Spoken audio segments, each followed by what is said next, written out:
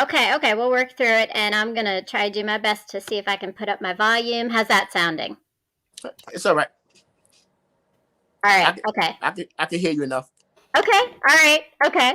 Um, so first off, it is really awesome to have you here, and I know that everybody is dying to know your story because you have some amazing things that you've been sharing in terms of relationships, and the power of what I've noticed is that you're able to not only impact the way women respond, but men respond to you too, and that's just a rare thing I've seen.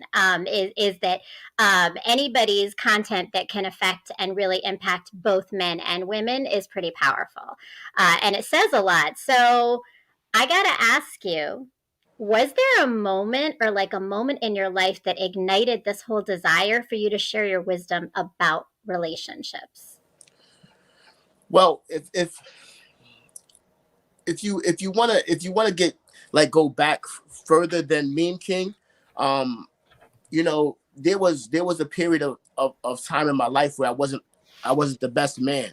I wasn't the best guy. I didn't love women properly. I was pretty much not a good guy.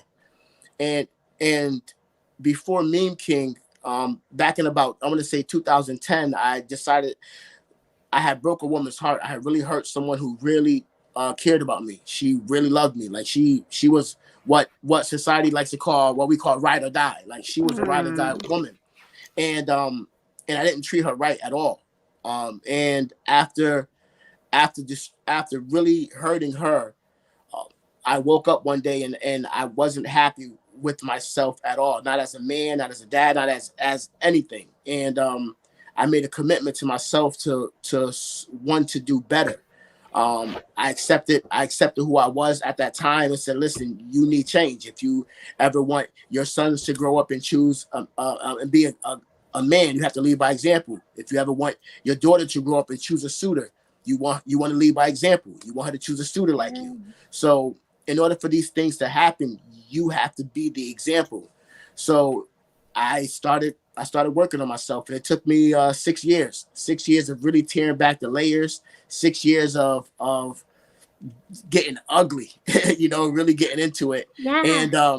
And I was finally healthy enough to love a woman back in like 2016 is when I finally arrived. Wow. All right. So, okay. So, when you say you finally arrived and you started to open up after this commitment, how did that? I mean, is that part of your trajectory to becoming the meme king too? I mean, did something So no, so happen with so this so particular? so so when I say that I arrived, meaning that I I became healthy enough as a man to love a woman properly. Where those real toxic traits that destroy women were no longer evident to me. I had conquered all those. I had addressed my insecurities. I had educated myself. I had committed to being a better man. So I was healthy enough to love a woman properly. So that's when I say I arrived. Um, what started Meme King, the idea behind Meme King came about, let's say, about a year and a few months ago. Even though my first video in Meme King was introduced to the world through TikTok and IG May 1st of 7 months ago, the idea of Meme King came about a year ago after I went through a breakup. I had a woman broke my heart, and Mm. and it was karma. It was karma coming back to repay his debt, and that's the way life is. And Meme King was me healing. It was part of my healing journey. I started posting quotes and posting memes, and in the beginning, it was a cry. It was a cry out. Hoping that she could see and see that I was capable of being a good guy. That no matter what was going on in our relationship, that I was still that guy. I was still her person. Then over a period of some months, it became something completely different. As I started to feel like I was helping others, and I was helping others Mm. heal. I wasn't just healing; I was helping others heal as well. And once I started to see what that was doing, my focus shifted to strictly serving others and not serving myself anymore. Yeah. Wow. Thank you. And that's so powerful. I mean, I think like just your trajectory, like of starting with that you knew that you had toxic traits. I mean, and I know there's a lot of women on here saying this. I mean, we all have experienced some of that with men, and then to turn that around after you're hurt and and love again, first of all, but you know, to have your heart broken and again continue to learn. One, I can see there's a lot of resilience in you, and I would say I think like it's really great to hear though that what you did is you took your pain and turned it into power. And it Absolutely. sounds like you're definitely healing others. And I mean, from again, like I was drawn to you for sure. So you and I was in a bad situation myself when I was starting to watch your stuff. So I know this idea of like the power of the healing because it's inspirational, the things that you're saying. And one of the things I noticed in particular is like you have two mottos that you go by, and it's learn to listen with your eyes rather than your ears, and love is a choice, an action, not a feeling. So tell me a little bit about those two mottos and what they mean to you, and like how do you think what do they mean to you? Well, Start there. well, well. The first one, when I talk about listening with your eyes rather than your ears, I think we all can agree that a lot of us fall in love with pretty words. We fall in love with what people say to us. We hang our hats on what rolls off of people's lips rather than watching their actions. And we, if we train ourselves to listen with this part of us and not this part of us, we'll find ourselves making better choices when it comes to potential suitors. Um, what we don't want to do is get in a habit of just focusing on what people say to us. Like anybody could tell a woman that she's beautiful, she's pretty, I want you, I want to be there for you, I want you part of my life, and then do complete do the complete opposite. And many Now, do. and then a lot of women per se still hold on to, well, you said you were going to do this for me, you said I was beautiful, you said you wanted to be part of your life, why aren't you showing me this? Well, train yourself to not care about what a person says to you. Only look at what a person does, you know. And Mm. once you start doing that, you start watching their mannerisms. I tell people all the time, watch a person's mannerisms, watch how a person talks to you, watch what they do with their hands, watch what they do with their eyes, watch their body language. These are all telltale signs of a person's intent. So if you don't want to fall in love with pretty words, just watch how a person interacts with you. Train yourself to listen with Mm. this part of you, not this part of you. And you're going to find that your intuition, that voice that comes out, Yeah. that intuition is going to start spotting these red flags. They're going to alert you to these red flags a lot earlier on, saying this doesn't line up. This doesn't line up. And then those flags will be like, okay, I'm Mm. I have to move accordingly. Right. So So energy doesn't lie. energy does not lie. Energy doesn't lie. Energy And doesn't lie. I think you bring up a really good point that women often don't pay attention to is their intuition and the power of that intuition. And maybe people, I'm gonna say people don't Yeah. pay attention to because I think it's men and women both, but like that intuition really does go beyond what you're hearing to what you're feeling.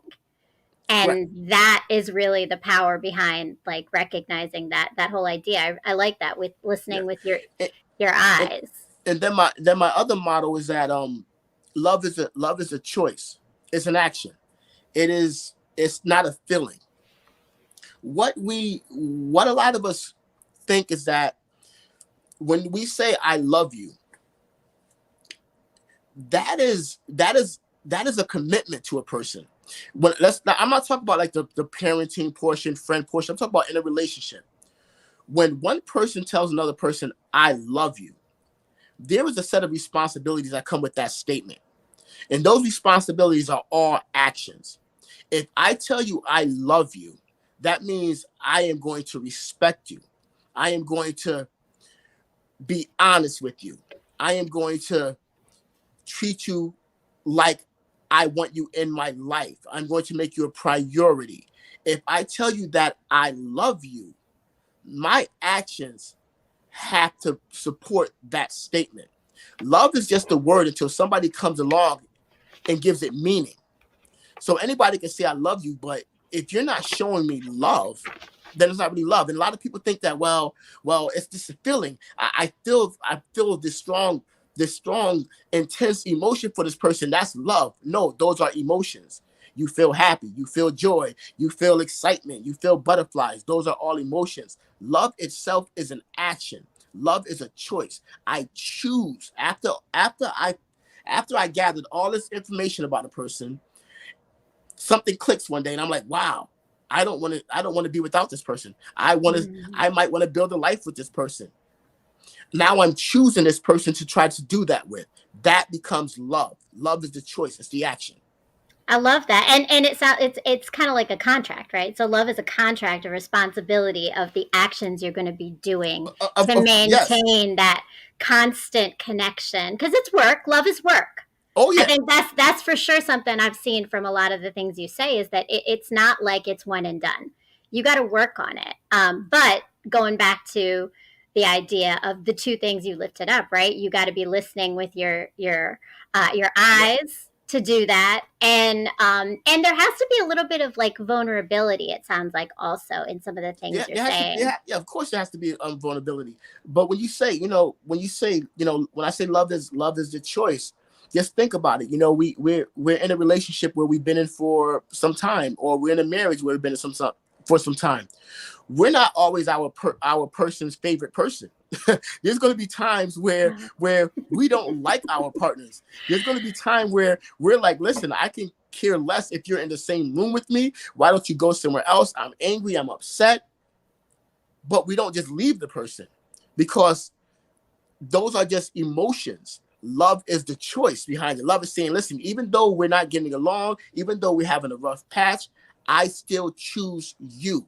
I love you. So that's my choice. You're my choice. So we'll work through this and we'll figure this out. And the best Mhm. way for people to continue to choose love is to make sure you're continuously nurturing the connection. That's what people don't do. We don't nurture the connection in the relationships. So if we're constantly nurturing the connection, learning our partner's love languages, speaking them fluently, teaching them, Mm. then it's easier to choose love. What happens is a lot of times when people stop choosing love is because they're no longer communicating. They're no longer speaking their partner's love language anymore. There's a lot of things that's the breakdown of the connection, and it causes people to say, nah, I'm okay. I don't choose to love Mm. you anymore. I want different. I choose Mm. me. So so it's a choice that you're making every day, right? Like so we have to Every wake day. up and make that choice in an actionable way.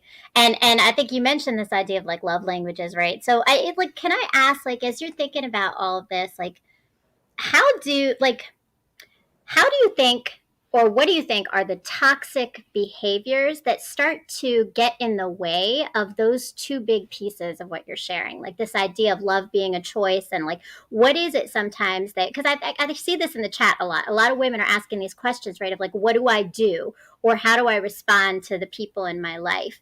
And what are those toxic traits that start to Well, come up? one of the biggest major breakdowns in the connection between two people is the lack of effective communication. It's not just communication; it's effective communication. We think that just because we talk to someone or we tell them how we're feeling, that is it. But what we need to understand is that how we deliver the message is just as important as the message itself. So Mm. if we're not talking in a manner in which our partner can understand us, then we're not really communicating. So one of the things is effective communication, finding a way to get through to your partner. And one of the things I like to tell people is that the first thing in order to do that is stop thinking about right or wrong in a relationship. There is no Mm. such thing as right or wrong. It's all about how we make our partners feel. Once we begin validating our partner's feelings, it's no longer about right or wrong. It's all about, let's come to some kind of resolution. I understand that what I did bothered you. What I did hurt you. Whether I feel like it was wrong or not, it bothered you, which means that that has to be validated, that has to be addressed. So it's like lessons. Like you're constantly learning about one another, and you're in this constant space of keeping an open mind to those lessons. So rather than good or bad, right? It's what's the Of opportunity here to grow of course, and grow it's together. all of course, it's all about getting to know your person every single day. Never stop doing what you did to get that person. Al- always wanting to know more, wanting to learn more. And if we could, if every day we wake up with this commitment to our person, that listen, I'm going to love you, I'm going to find better ways of loving you today, I'm going to find new ways of loving you. If we commit to that on a daily basis, you'll see a lot less people breaking up. Yeah, yeah. No, that's really powerful. And so with that, this idea of like commitment, you talked about communication and the lessons that we learn. I also noticed that you talk about accountability sometimes. So where does that come in the communication piece or in the growth piece? Like where do we as individuals need to start taking accountability, and what's the role of accountability in relationships from what you've seen? So if you think about it, you can't make changes or you can't move forward in personal growth until you can accept accountability for what you're not doing right or what you're not doing properly. Um, so being able to say, listen, I know I'm not living up to my end of things. Like, especially as a man, if I know that I'm not leading my woman properly, if I'm not handling my business, if I'm not talking to her or feeding her soul, then I need to hold myself accountable when I find that there's a lot of trouble and struggles in the relationship. It's on me. It doesn't really matter. Well, she's not doing this, she's not doing that. Let me look at what part I'm not doing as a man, because the man sets the tone for the relationship. So being able to hold himself accountable, saying, listen, maybe if I was following through with what I was saying that I was going to do for her, she would trust me more.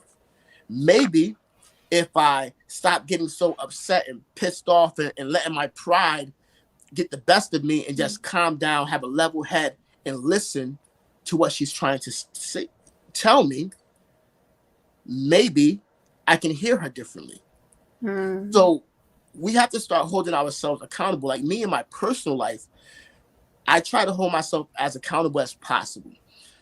If I don't do something right, I'm not blaming anyone else. That's, for me, that's what cowards do. Cowards blame other people for the things that's not going right.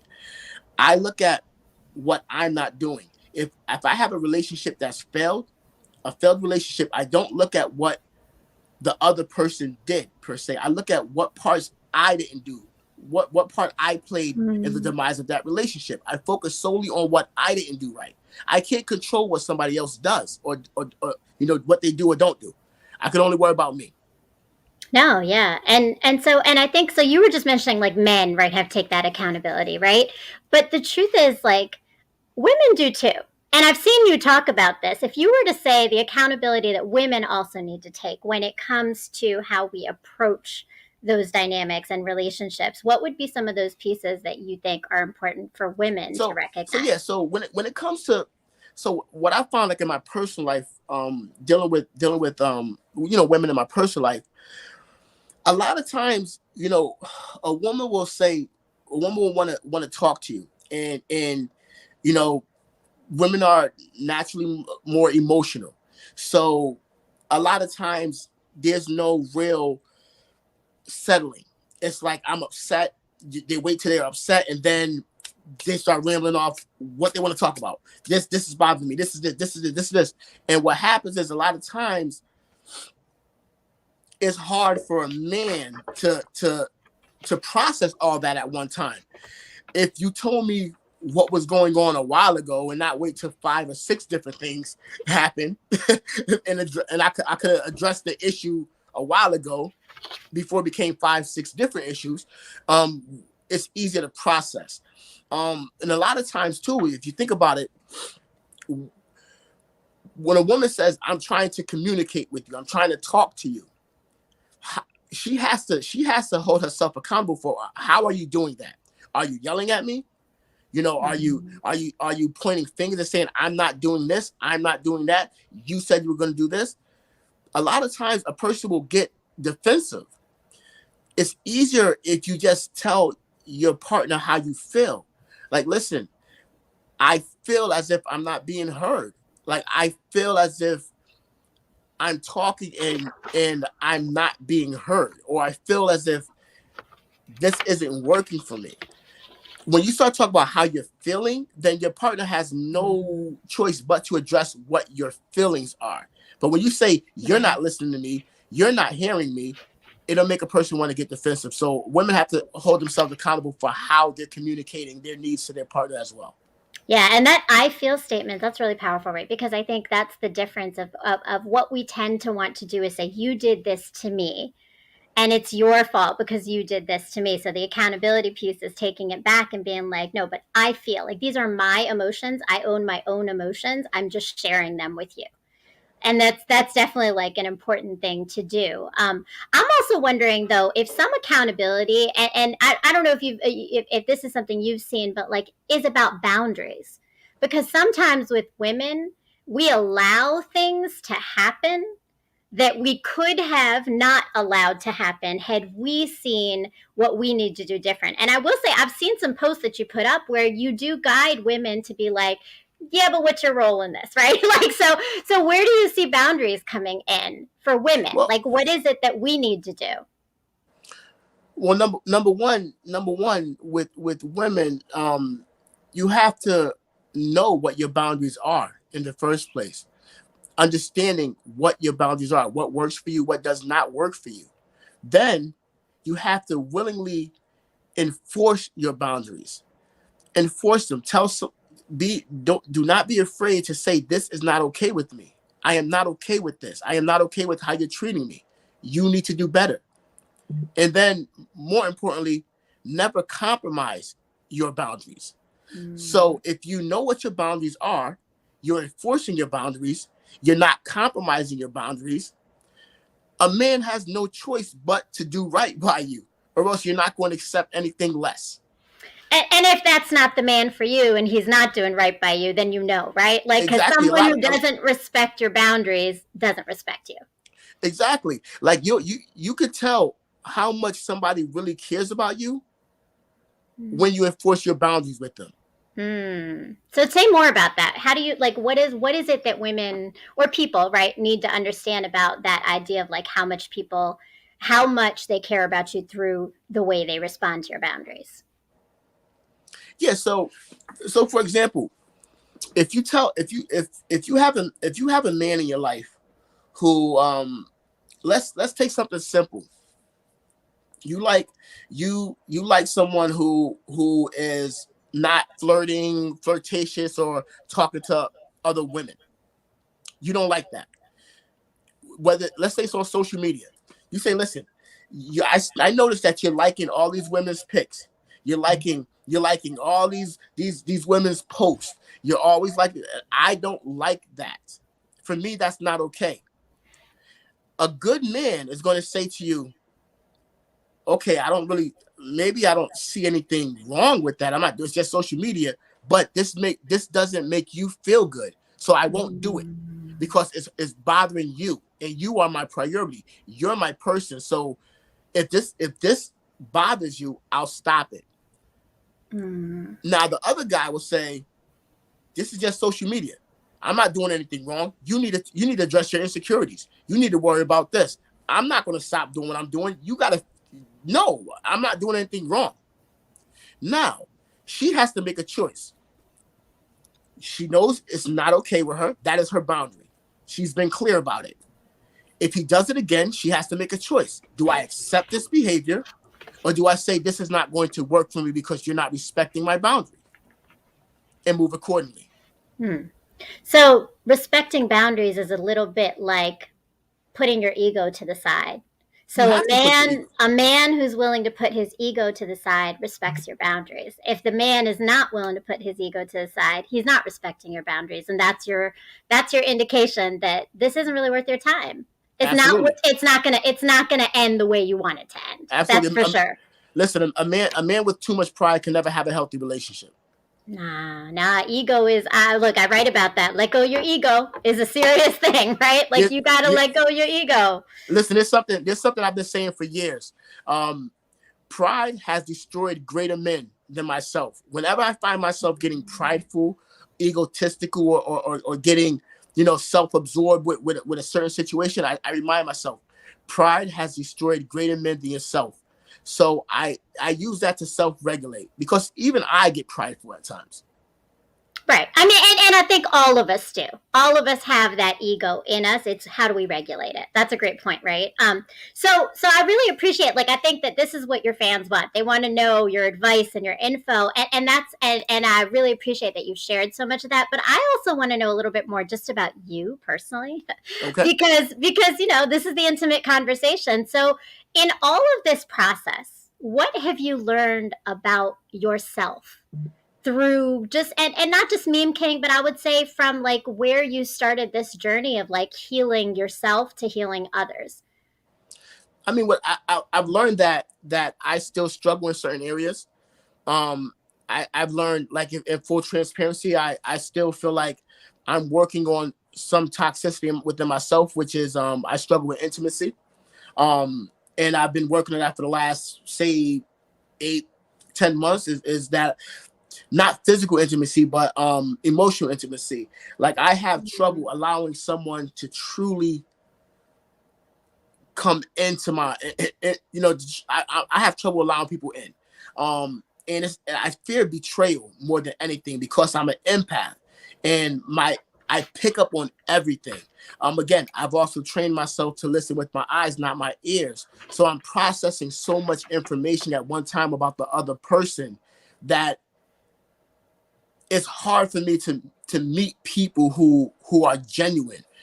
So I've learned that about me, is that sometimes I have to take a step back and not be so analytical, and just allow myself to just That's a let go. hard thing. That's a hard thing. Look, I'm an analytical overthinker, so I respect that. I Yeah, respect that, but but see, but I know the way it overtakes, but right? see, but I'm both. But see, I'm both. Like, I'm overly analytical, and I'm empathetic, and I'm an empath. So Right. it's so much firing off at one time. Like, I can be emotional, but I also could be completely shut off. So it's like it gets a little wild sometimes. Right, but that's the truth about like I think how we process stuff is that we're never just one thing. We hold so many complexities, right? Like you can't just be one thing that you're just an empath. Like I think like that and that's a layered thing because one person's empath behavior is a different for another person's, right? So like Right. we are so layered and dynamic as individuals. But I think what's really interesting that you just mentioned is like when you said your toxic behavior and you're talking about working on it, you identified where it came from. That's really powerful. Like you were able to say, my fear of intimacy comes from this, a fear of Right. betrayal. Yep. Like, but that's something that not a lot of us spend the time to figure out in order to address those toxicities. Yeah, but it took me a long time to be able to do those types of things. Um, again, accountability, being able to have that. Accountability is my other love language. Accountability is my love language. I do a lot of self-reflection daily. So every day I'm working on me, every single day. So So it should just be. little small parts. So being able to do that, it helps me process some of my own stuff. No, that's and that is what we all need to be doing is working on ourselves, whether or not we're healing or we've hurt someone. Either way, working on ourselves is an everyday choice too, for sure. So you advise people on healing, but this requires a level of vulnerability. Like even just now, you were able to share some vulnerability in your own like toxicity, right? Yep. Um, what what is allowing you to open up with that vulnerability for others when it comes to making this leading with love and healing others? Because I've accepted that I love who I am, and I am who I am, and the right people will understand that and love me for who I am. I don't wish to please anyone. Um, I wish to serve, but I don't wish to please. So my vulnerability comes from the fact that I'm okay if you're not feeling me. I'm okay if I'm too much. I'm okay if I'm not enough, because I am all those things for me. So I know that when you're dealing with people, especially as a man dealing with a woman, there's so much men, there's so many men out there who have this machismo and who's Mm, always want to be tough, tough, tough. Listen, I'm an alpha male, but I am not an alpha male to the point where I can't let go, that I can't take a step back and be sensitive and be vulnerable. Like I'm okay. I'm in touch with who I am as a man. I'm in touch with my feelings. I'm in touch with my emotions. I can convey them. I can articulate them. So my vulnerability comes from the fact that I know that I'm able to articulate to you how I feel. A lot of times mm. men don't know how to talk about their emotions. We don't know how No, to they don't. address our emotions or articulate our emotions. Mm. But I So think. Oh, sorry. Go ahead. no, no, No, so I think that what you said though about being an alpha male, to me, like that idea is, it really is that the alphas that are true alphas don't have to say it, right? And part of that correct. not saying it is that also like there's a balance of those things, because if you're truly an alpha, you're a leader. And that leader has to have some sensitivity for the people that you're leading. You got to Yeah. see others and have that empathy and have that emotional maturity and intellect. So that is very much the alpha way, in really coming across, and not a lot of men have it. You're very right. Like you're But very see, very right. Like a lot of men think that because they're so hard, they're so tough, and they want to take control of everything, that's what makes them alpha. That's not an alpha male. You know, alpha male understands all the dynamics of his emotions, hmm, all the dynamics of who he is as a person, his weaknesses, his strengths, all of them, and he's able to demonstrate all of them. He can demonstrate his weaknesses. He can demonstrate his strengths all the same. He's comfortable within his manhood. That is a true alpha. yeah. No, thank you. And you know what? I appreciate the breakdown, because I think hopefully there's some men listening to this situation and they're taking it all in, because I think there's a whole lot of debate on what alpha really is, and a lot of men, especially young men, and I'm gonna say I have three boys. So I know you talked about kids, but I have three boys that are grown boys, and I would say that their understanding of alpha is sometimes skewed because of all the messages around them. And that's like, for our young guys, that's a big thing. There are fewer boys who really truly understand what it is to be a pure alpha male, in a way where you're a protector and you're still taking care of, or examining yourself, right? Like in that way, Correct. like you have to be vulnerable a little bit, right? um You have to be, in order to be a true alpha, to understand your power. You have to understand your weaknesses. I like that. To understand your power, you have to understand your weaknesses. So and if you don't do that, if everything is about strength, then you're not really learning anything. Like Yeah. I've been able to submit to both my weaknesses and my strengths. No, that's awesome. And so, like, a couple of things. One, I'm curious to know, because so you are, and I will say this is why you caught my eye, because there are a lot of women who give women advice, and there are a lot of men who have given women advice, but it's from a male perspective that isn't always conducive to what women really need to understand and hear. So you are very different in your approach, because clearly you have women and men who recognize that what you're saying is purposeful. Like, it makes sense. It makes sense. It's concrete. It's clear. And so I would ask you, so like maybe there's a guy out there right now who's watching, and maybe he's realizing his own toxic pattern right now, and he's trying to think of what is my first step? What is my first way to start to figure out what I need to do differently so that I can invite a healthy relationship and the kind of woman I want in my life and keep them? Accountability. Being able to identify that you have an issue. That is the number one thing. But accountability without an action plan is a waste of self-awareness. So you have to have the accountability, and then you have to have an action plan. I had both. I was able to accept that this is not right, that I wasn't living right, I wasn't treating women right, and then I came up with an action plan. What was I going to do? And a lot of times also is you may have to seek outside help. And there's nothing wrong with seeking therapy, mediation, if you need it. A lot of us we think that we shy away from therapy and things like that because we think that it's going to make us look bad to society or to other people. But listen, if you need help, get help. Yeah. But accountability is the first thing. Being able to hold yourself accountable. Thanks, and that's powerful. So, and I guess so for women, what I've been curious to know, or even for your listeners, like, what is it? Yeah.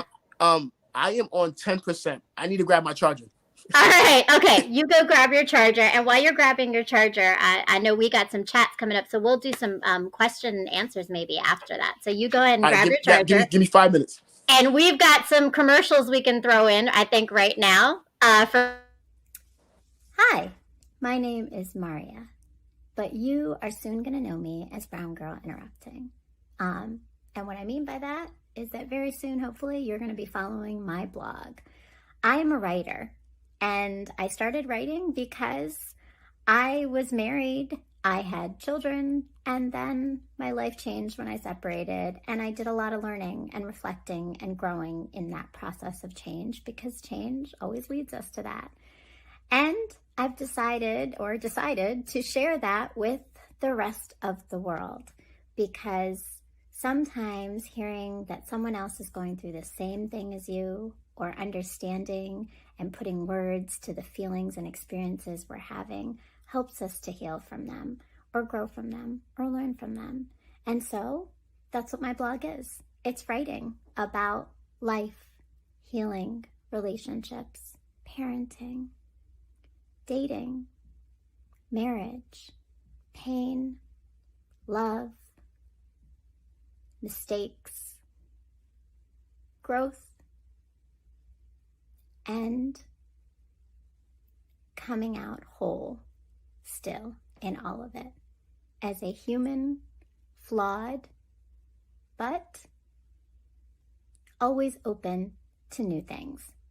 So that's my life, that's my journey, and it's written in this blog.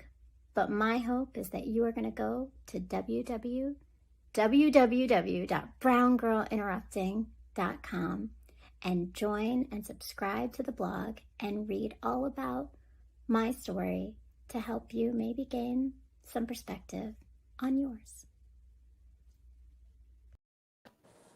So thank you, and thanks, Jaleesa. I just want to apologize. I just want to apologize for that.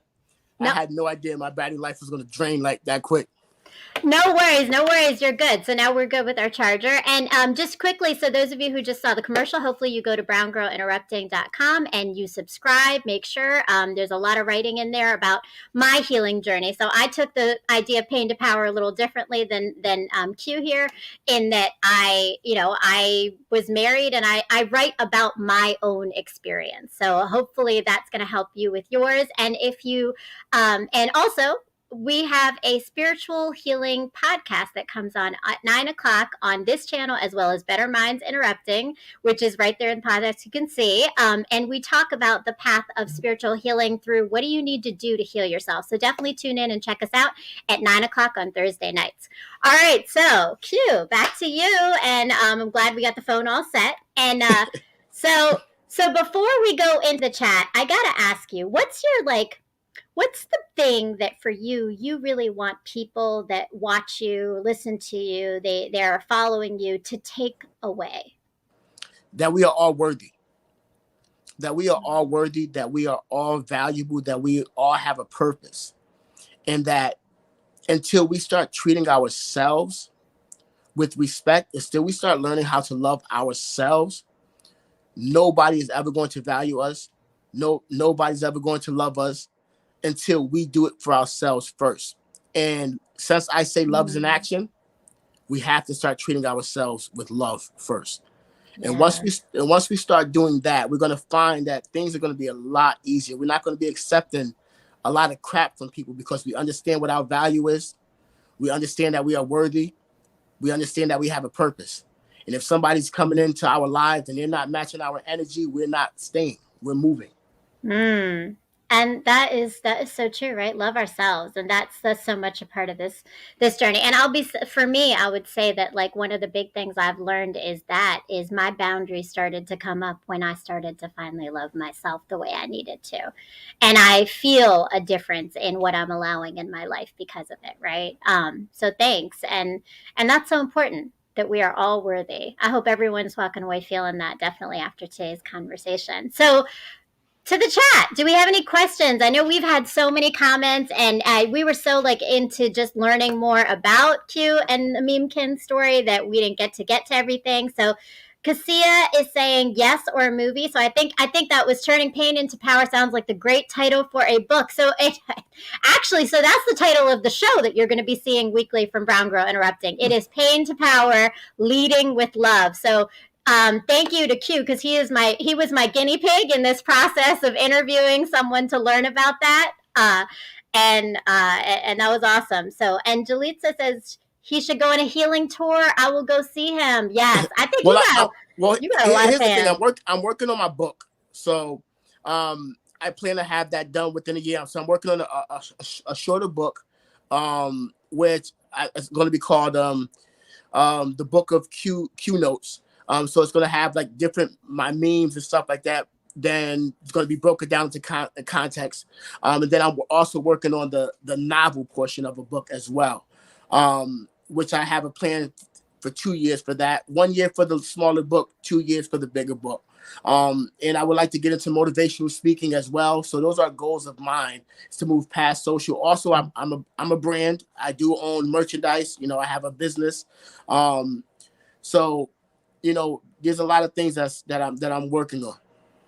Thank you. So, and that's great to hear. And I think that there's some links in the details, the description here, so you can see that we have links to your website so that people can follow you. And is that how everybody's going to keep up with what your next projects are, is through your website? Like, what's the best way?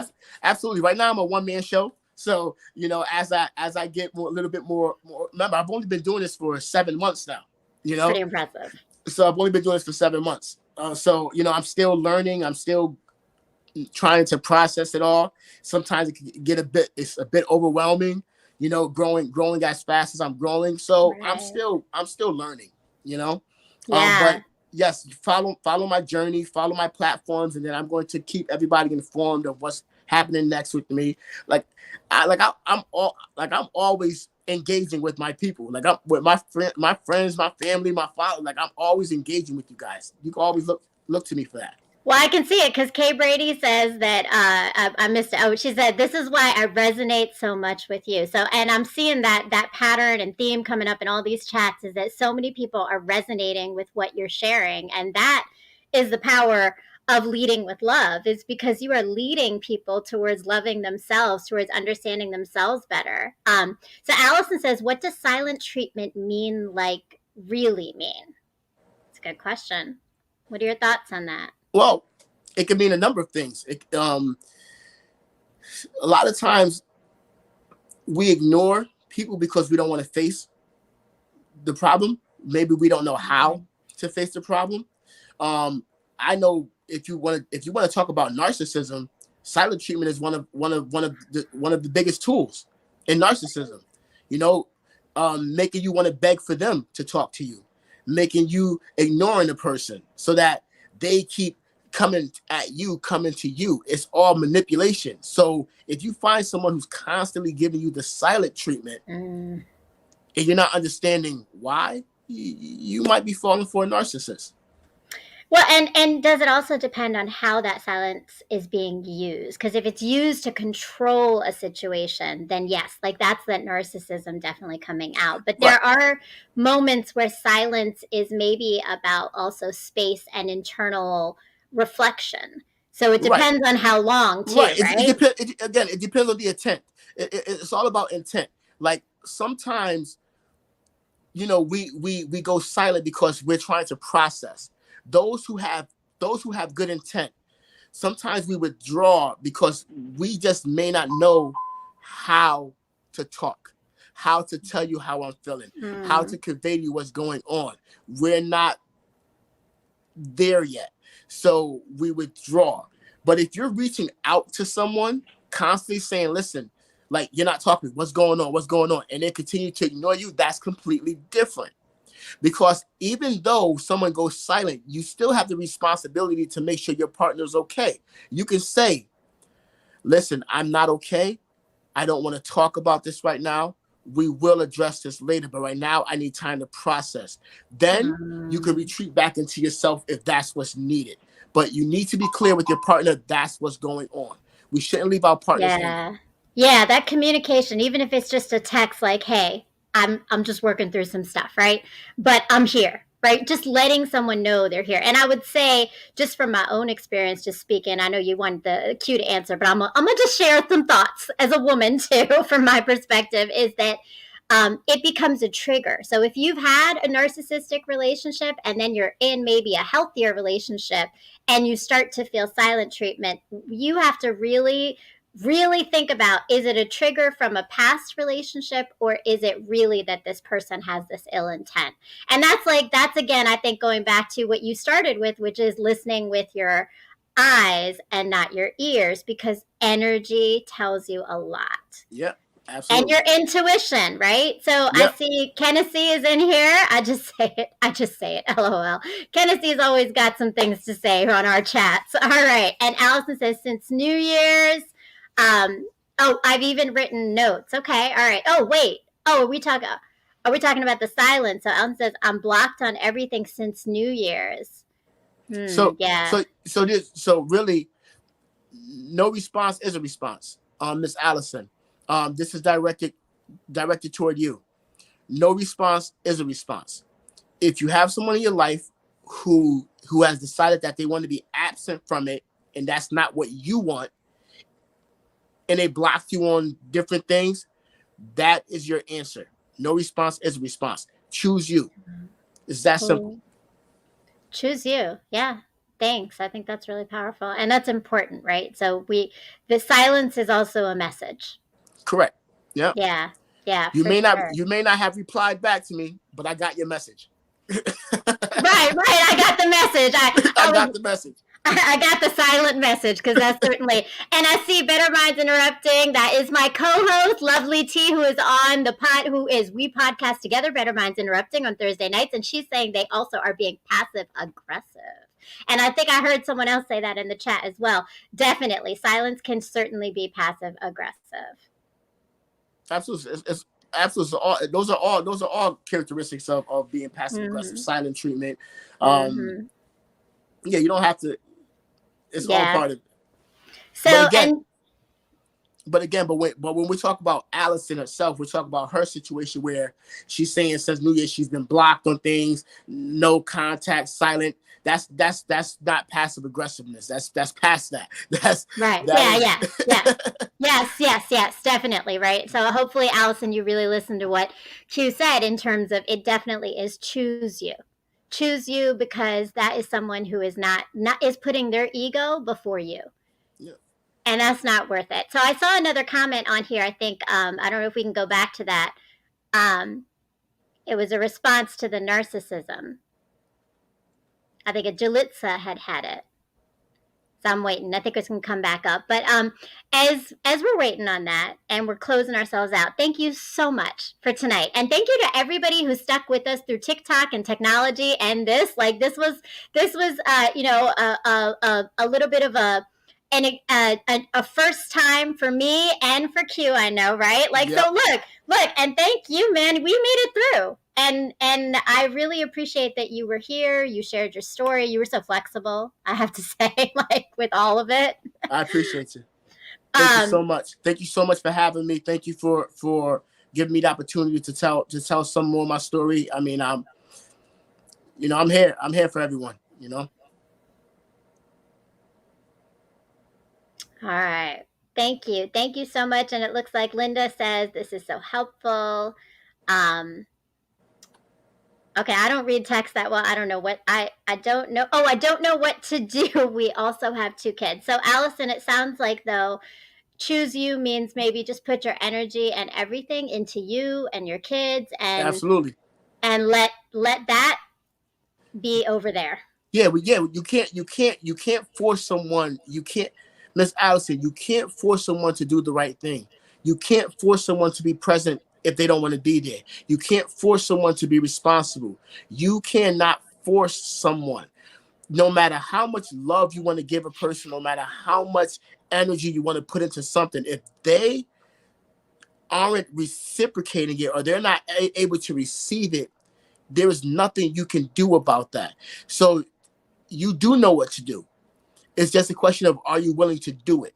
What you need to do is choose yourself and choose your kids. It's that simple. There is nothing else. It's clear cut. Yeah. You need to choose you.